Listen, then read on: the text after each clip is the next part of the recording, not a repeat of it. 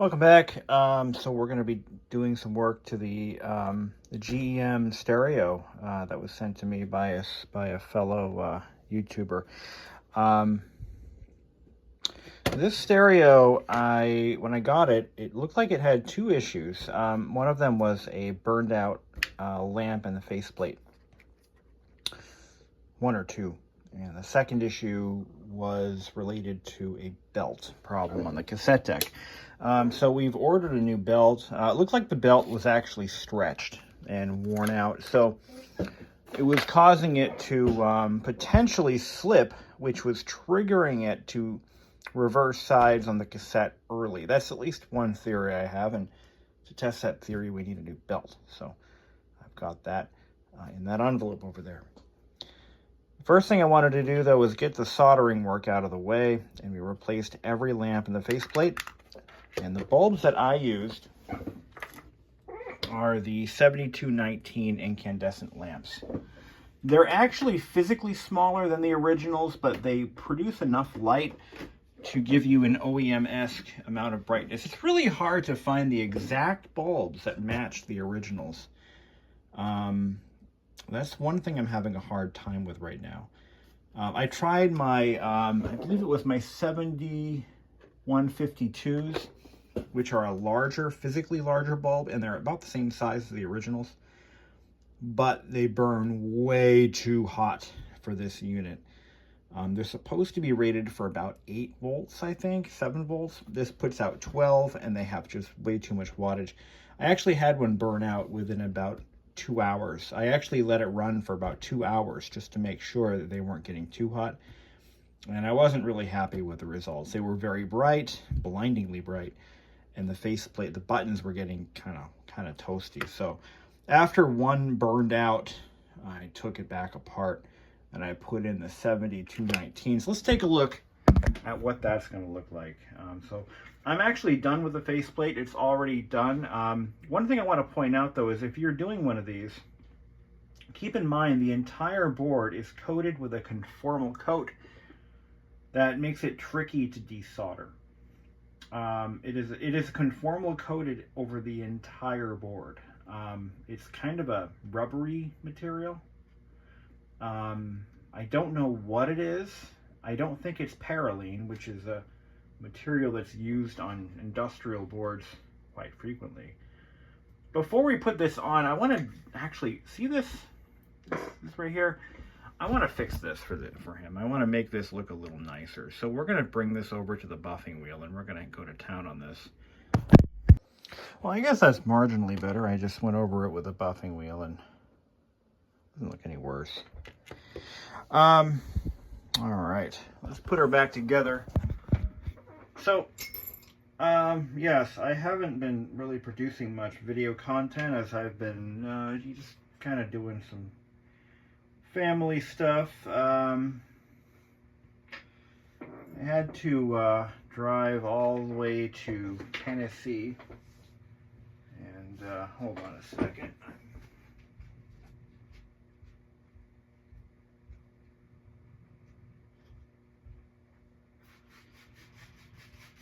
So I was kind of not doing the YouTube thing, not really doing much here at the house for about a week and a half, just dealing with all that. Had to go see a relative who I don't see very much. I haven't seen in quite some time.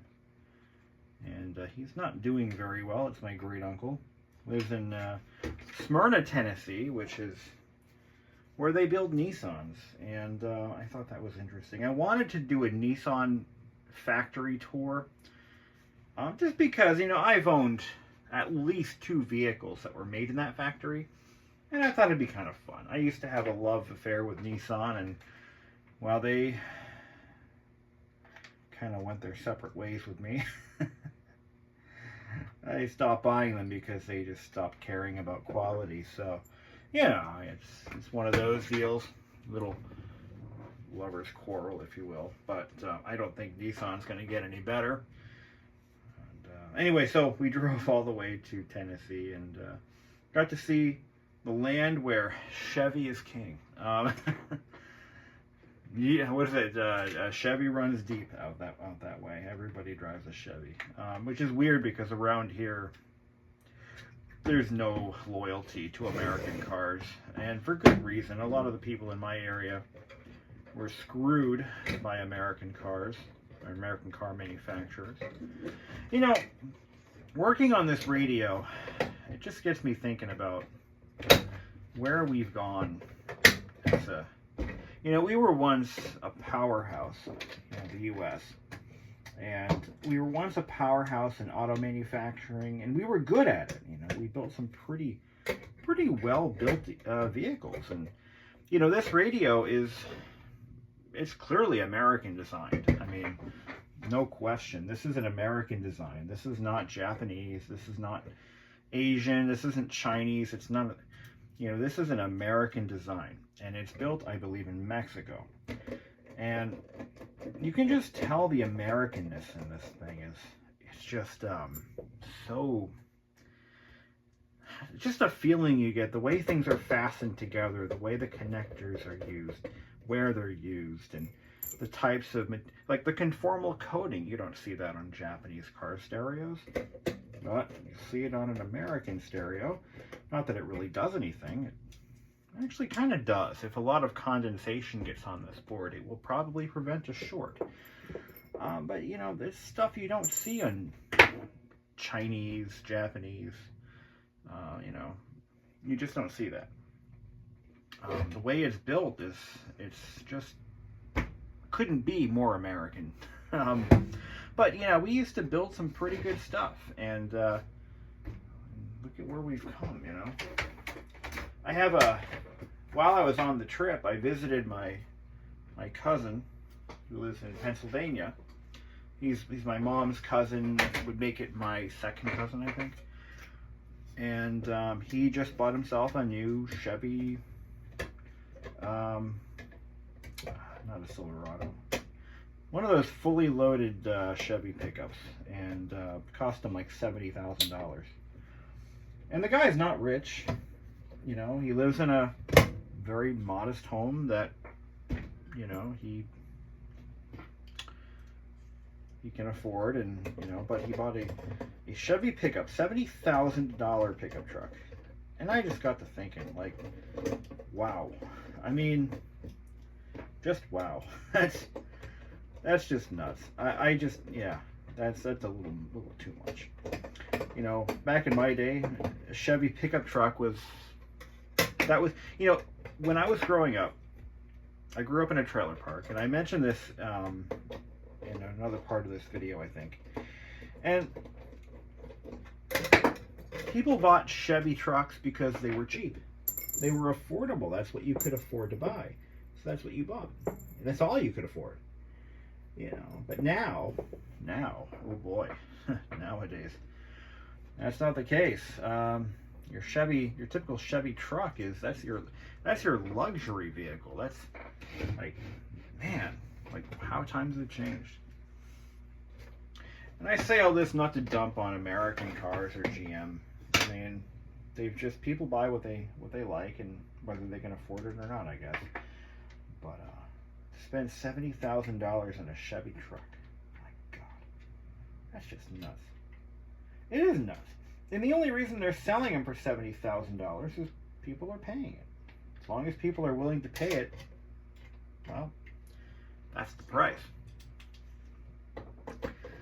But hey, whatever. Help the American auto industry, I guess. My cousin.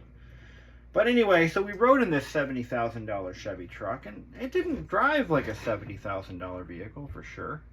It drove like a $20,000 pickup truck, but it rode like a $20,000 pickup truck. And it'll probably last about as long as a $20,000 pickup truck. But, yeah. I mean, based on what I'm reading on, well, all over the place, like the quality reviews, or the quality in these trucks, these American trucks that are being sold for about as much as a mobile home, they're just not holding up because they're being built rather too, they're building them to a low price point and then selling them at a high price point. I mean, I guess that's, if you can do that as a business, you know, that's kind of, you're kind of winning at that point. That's kind of cheating the system a little bit. You can build a vehicle that costs nothing to make, and then and build it as such, and then sell it for you know, $70,000. You just hit, what's the word? You won at life. You won the game, so to speak. Hey, if they can do it, you know, all the power to them. One thing I'll never knock Chevy on is their stereos, though. At least the older ones. You know, these old Delco era stereos. They always, every GM product I've ever ridden in, every single one, without exception. It could be the cheapest Cavalier, it could be the most expensive Cadillac. Everyone I've ever ridden in has always had a damn fine sounding stereo, and whatever works. That's their thing. They're good at that. I've never seen a GM with a bad sounding stereo. I mean, am I wrong? You know, am I wrong? So let's try to remember exactly where this used to be here. So I don't recall where it lines up. I think it lines up here. This is important. This is your mode selector switch. And this has to be in a very particular position in order for this to work correctly. Let's take a look at our new belt and compare it to the new one, or the old one. Okay.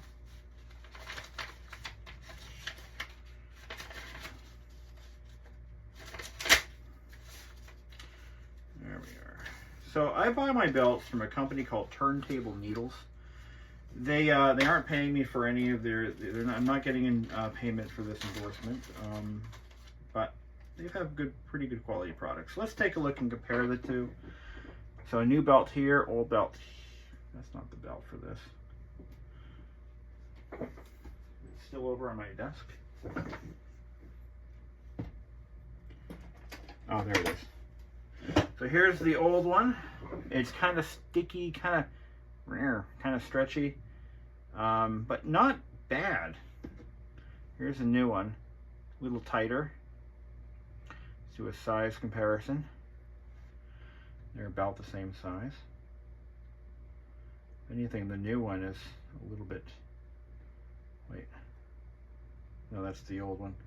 Yeah, the new one's a little bit smaller, so that should compensate for the stretch. Now I want to show you, there are two sharp bends in this belt. And the old one, you can see them right here.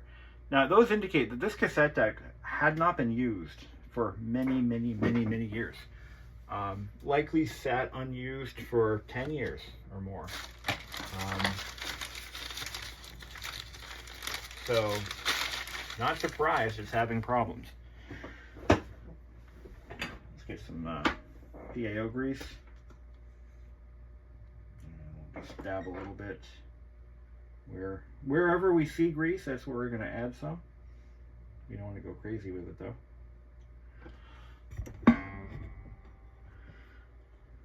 So let's do that. Let's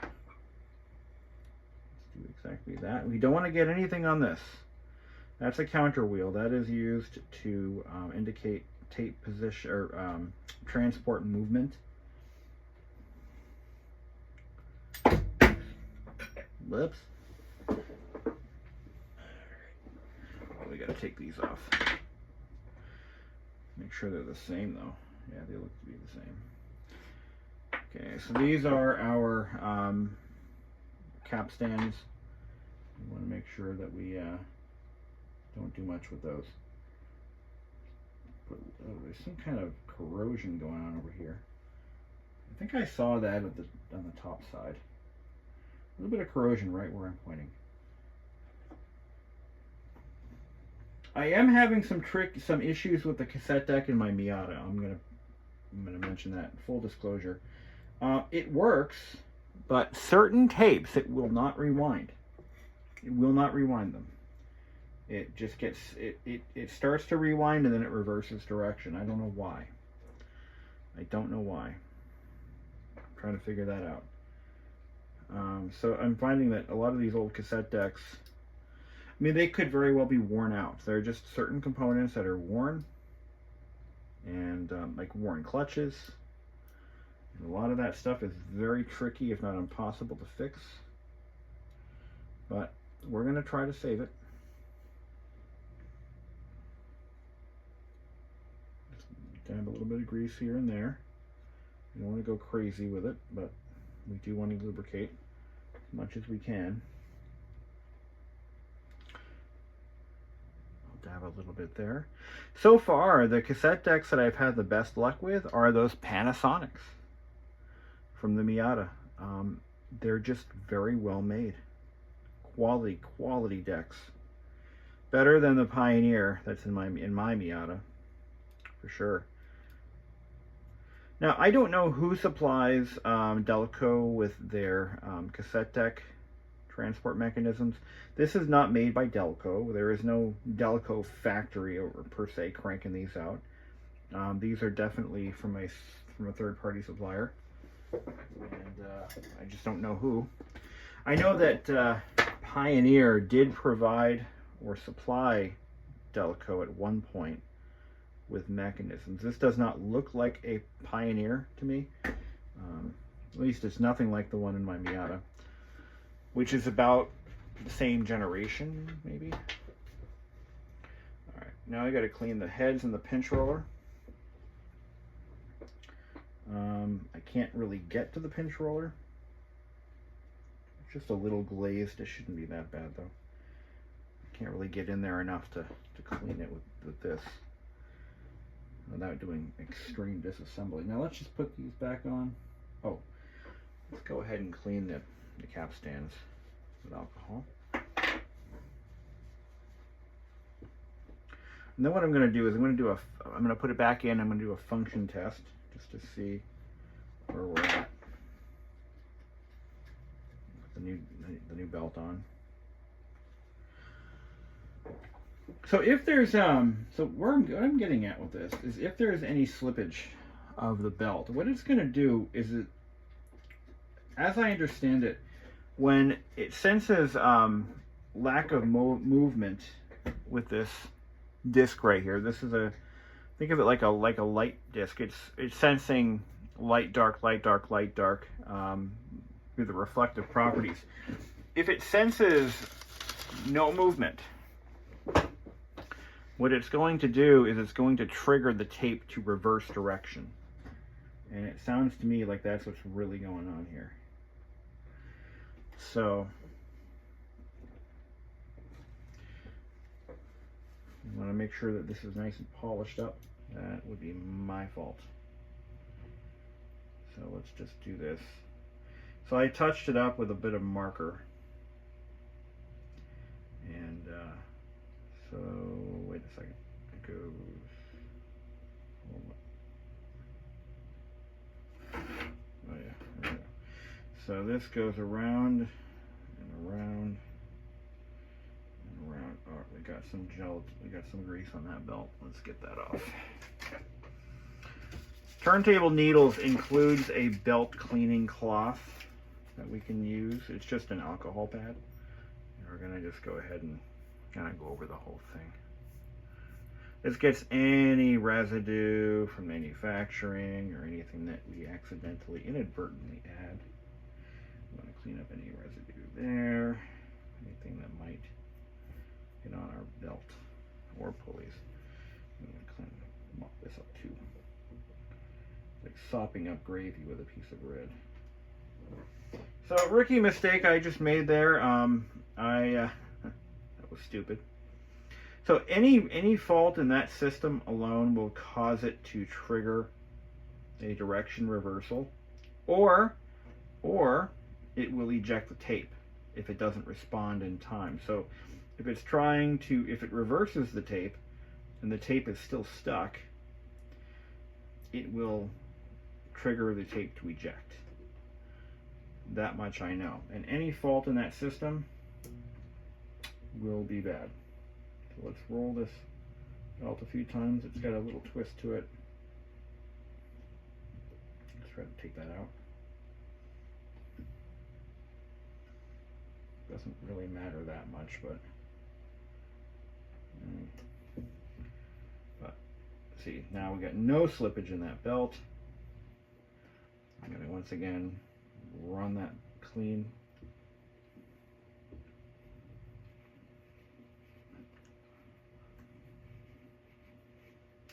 Okay. Put this back together, double check our timing mark. Looks good. Hopefully I have it in the wrong position. Hopefully I have it in the right position. This is my first experience working on this particular mechanism, so, you know, I'm bound to learn a few things. I've done a couple of Panasonics, I've done a couple of Pioneers, pretty good results. As long as what I just did there a second ago doesn't affect operation, then we're good. But we'll know in a few minutes. Okay, so I got the little screws.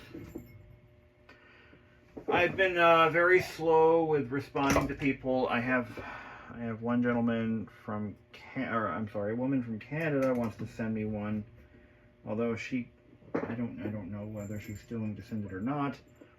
And I've got one of my previous customers with the label stuff who wants to send me 2 MSSSS1s for repair. Now those are becoming my specialty. I've really started learning a lot about how those work and how to troubleshoot and repair those. So I'm hoping for a lot more of them.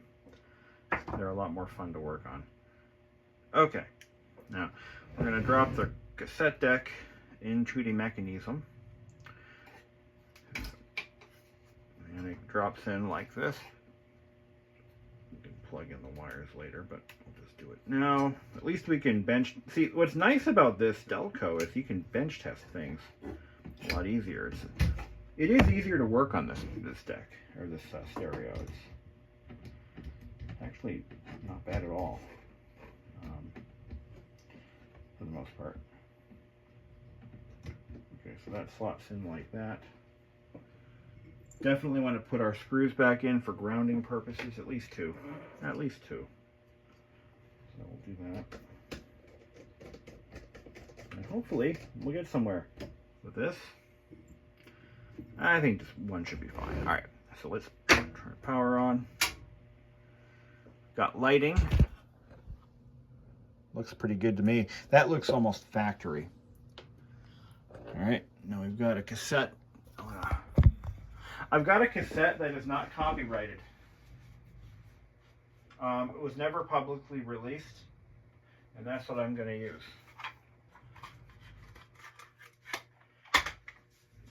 I know the son of a bitch who recorded this too. And he is a son of a bitch.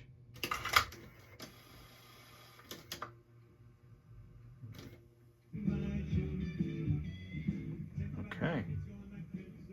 It works.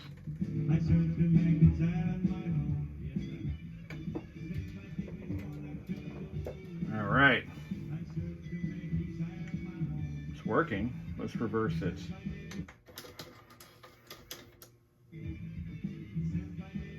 It's not reversing.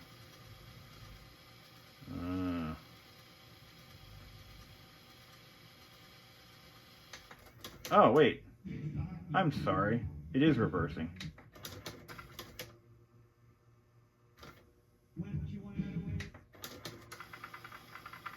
I'm not sure why it does that. Hit program, it reverses. It won't reverse.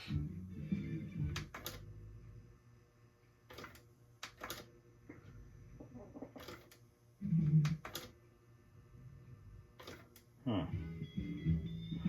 I might have the position in the cam in the wrong position.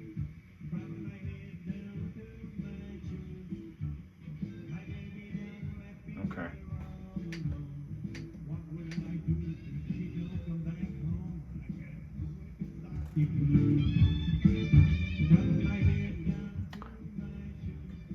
Eject.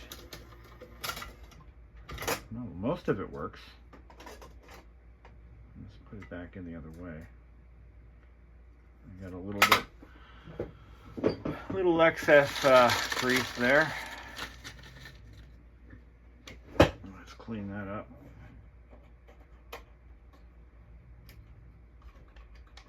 Yeah, we don't want that. Okay. All right. So side A.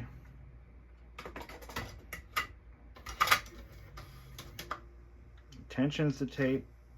It will not play the other side. Won't reverse.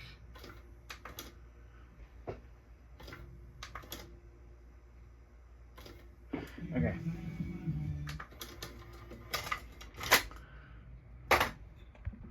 So we're trying to figure out why this thing won't reverse.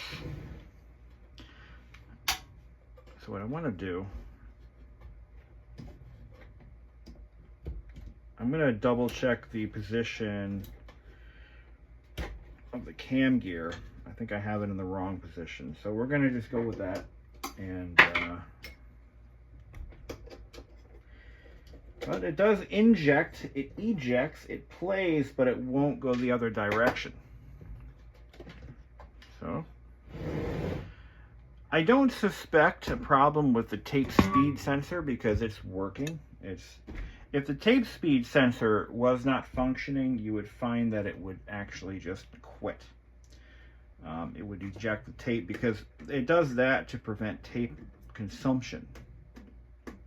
So what I want to do is pull this plate back off, and I'm going to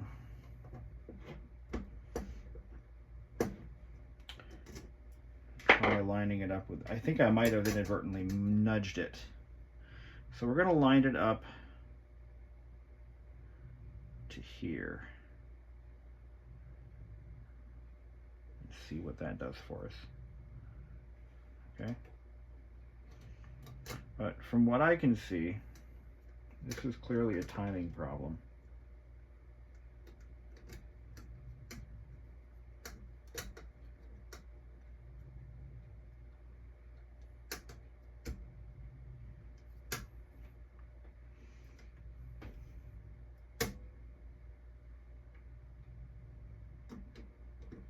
The tape that I'm using was written and recorded by the asshole who sold my parents a mobile home in 1998. And he went off to start his own country music career, which didn't really pan out for him.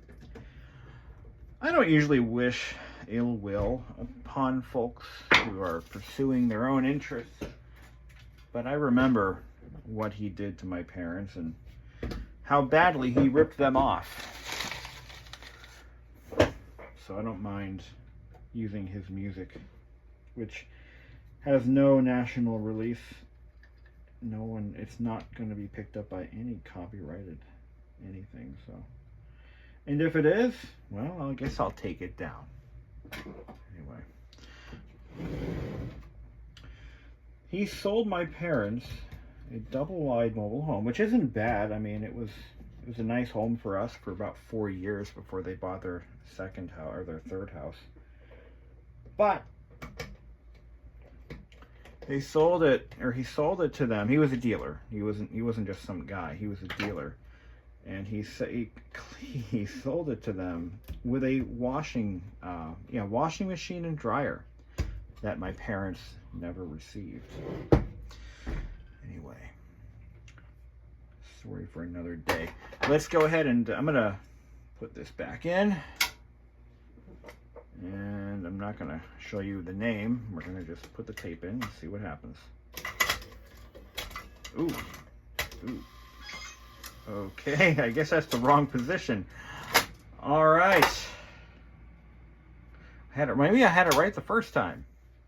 Yeah, could be. All right. Okay, I got it timed right. So there's a trick to it. So I am doing okay. Next track function works. Program works. Reverse. Forward.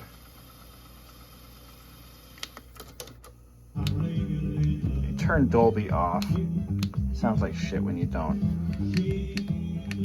Rock. Looks pretty damn well, actually. So it's working flawlessly.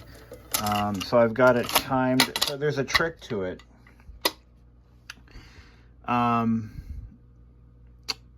If you look, and here's how I figured it out. If you look at the video I uploaded previously on this unit, I pointed out the timing marks. So if you look at the rack, I'm not going to take this back apart again, but if you look at the rack that the, oh Jesus, I'm going to have to take this apart to show you guys. Well, I really don't want to. No, it's not necessary. Just point out the timing marks that I pointed out. So watch the first video, and where I take the cassette deck apart, you'll notice that the sensor, the position sensor, it has a diamond on that wheel. You tick it over to the slash. There's a circle and a slash. Okay, remember that. It should be ticked over to that position to reassemble, and then the rack that the motor is driving, it's a cam rack. It goes back and forth. It has two timing marks on it. One of them is a triangle, and the other one is a circle with a slash. You want to make sure you force that into the position of the circle and the slash so that lines up with a mark. There's a timing mark there. Just trust me, it's there. I don't want to take this guy's unit back apart again just for that. If you got this far. Now this clean indicator, that was another complaint he had. And I don't know what's triggering it. I suspect that it's looking at the signal quality. I'm going to look into that. It's going to be one of those issues that's going to be hard to track down, but I'll figure it out. Okay, clean indicator reset. Now this is probably stored somewhere in the unit. I don't know where. I mean, it has to be storing this like every so many hours of play. I don't know where though. But that's okay. We don't need to know that. To clean the cassette reminder, here's what you do. According to this video I found, which I'll probably put in the description somewhere, hold the eject key and push the tape in. It's supposed to come up with 3 dashes, so there it is.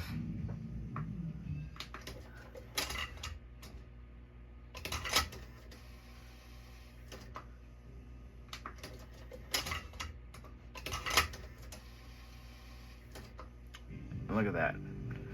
No more clean indicator. So that problem is solved. So I've just solved all 3 of his problems, and it took me really not much time. So maybe I will offer to do more of these for him. I don't know. This was a pretty easy repair job. New belt, clean the cassette deck, lubricate everything up, test everything. I still need to run the tape all the way to the end and make sure it reverses without doing it prematurely. One possibility is that, no, he said it was reversing pretty early in the tape, so I'm going to fast forward this whole tape.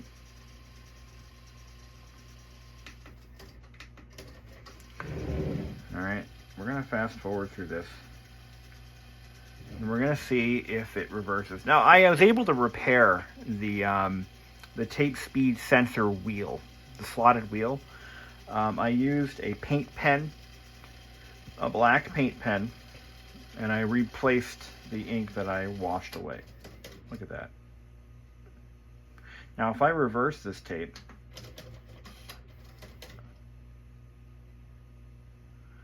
I fast forward it a bit.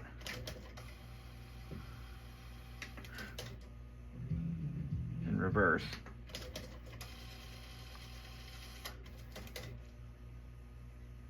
You know what? It's automatically searching for a program. I'm going to have to fast forward this considerably.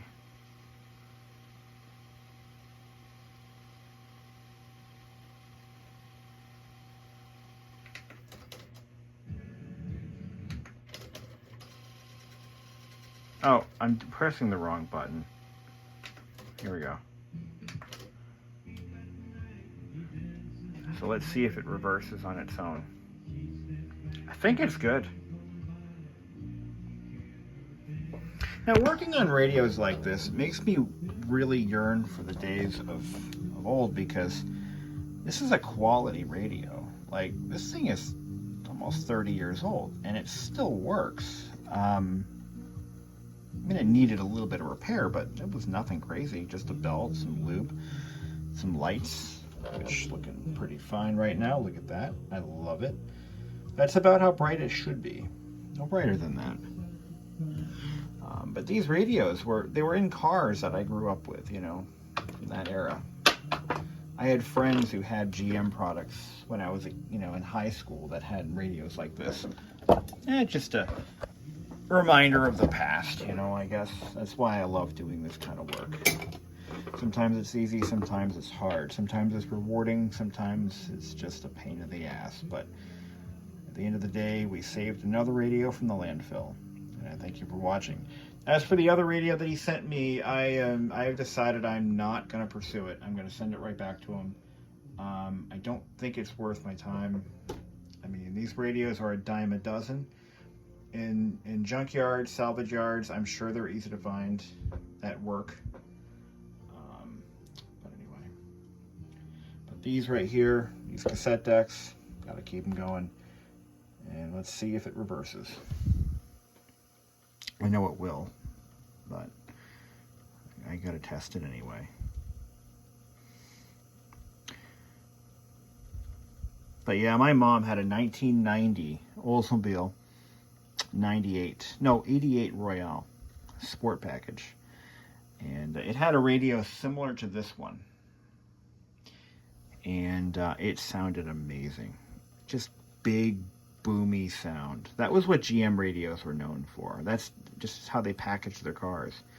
The stereos always had a very big sound to them. And I kind of miss that, you know. Cars today just don't have it, you know. It's one of the biggest complaints I have with my 2022 Mazda. It just doesn't have a great sounding stereo. It's not bad, but not great. It's just not a good sounding unit. It's one place where they really cheaped out. But what am I going to do, right? So, as I understand it, this stereo is designed to be paired potentially with a CD changer, if not a single disc CD player. By 1995, I think we determined this was made in 95. By that point, CD players were kind of an expected feature in a car as an option. They were a premium option, so it makes sense that this thing could have been paired with a CD player. And with the cassette deck option, it gives you kind of a full spectrum of audio sources. So anyway, I thank you all for your viewership. I hope this video has been helpful to someone, not least the owner. Look at how smart this thing is. So I put it on auto tune, right? Rock. As soon as I touch one of these controls, it reverts to manual. And these are overridden when you use the equalizer. I like this. This is nice. I wouldn't mind having this in my brand new car. No joke. GM, you did something right. You did something right. These stereos were done right. Anyway, on that note, I will let you all go, and gonna get this uploaded. Show the owner of this unit that yes, I was able to save it, and I am pretty confident that this will go for many more years. See, these are getting warm, not hot like those other bulbs were doing. Those are basically, you could fry an egg on this stupid thing. So glad I got those swapped out and I had something that was better sized. So enough yammering. You all have a good night.